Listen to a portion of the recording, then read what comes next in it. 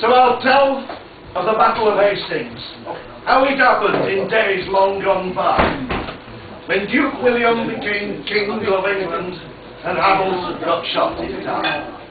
It was like this. One day in October, the Duke, being somewhat a top and having no battles on at the moment, had given his lads the day off. They'd all taken boats to go fishing, when some chap in Conqueror's ear whispers, "Rule, let's go but breathe up Saxons." Says Duke, "That bad woman's an idea." So he gathered his troops all around him, and he lifted his big Norman voice, shouting, "Hands up! Who's coming to England?" That was swank, they hadn't no choice.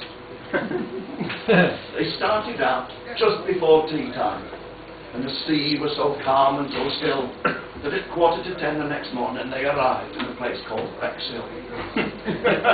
King Harold, he was there to meet them, his face full of venom and hate.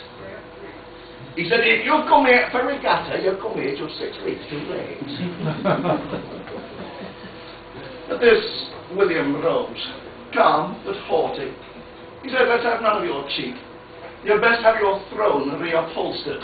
I'll be wanting to use it next week." When Harold heard this here defiance, his face turned purple and blue, and he shouted some rude words in Saxon, to which William answered, "Oh, you."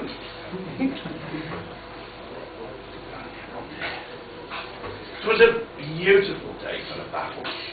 The Normans set off with a will, and when both sides was duly assembled, they tossed for the top of the hill. King Harold, he won the advantage.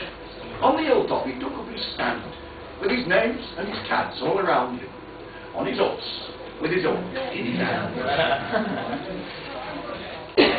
The Normans were somewhat despondent. Their chance of a victory seemed small. The slope of the pitch were against them, and the wind in their faces and all. The kick-off was sharp at 2:30, and as soon as the whistle had went, both sides started banging each other till swineherds could hear them in Kent.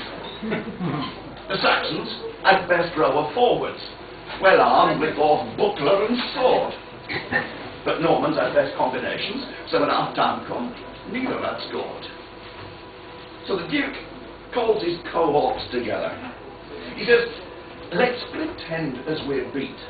We'll draw Saxons down from Tiltside, and we'll cut off their line of retreat, among other things." So the Normans ran, and the Saxons ran after, exactly as William had planned, leaving Harold alone on the hillside, on his horse, with his hook in his hand. And when William saw what had happened, he bore and an arrow he drew. He rode right up to Harold and shot him. He were offside, but what could they do? Then the Normans came charging, and they gave forth parry and thrust. So the fight were all over half shouting, and you couldn't see Saxons for dust. And when the battle were over, they found Harold, so stately and grand, sitting there, with an eye full of arrow, on his horse, with his own in his hand.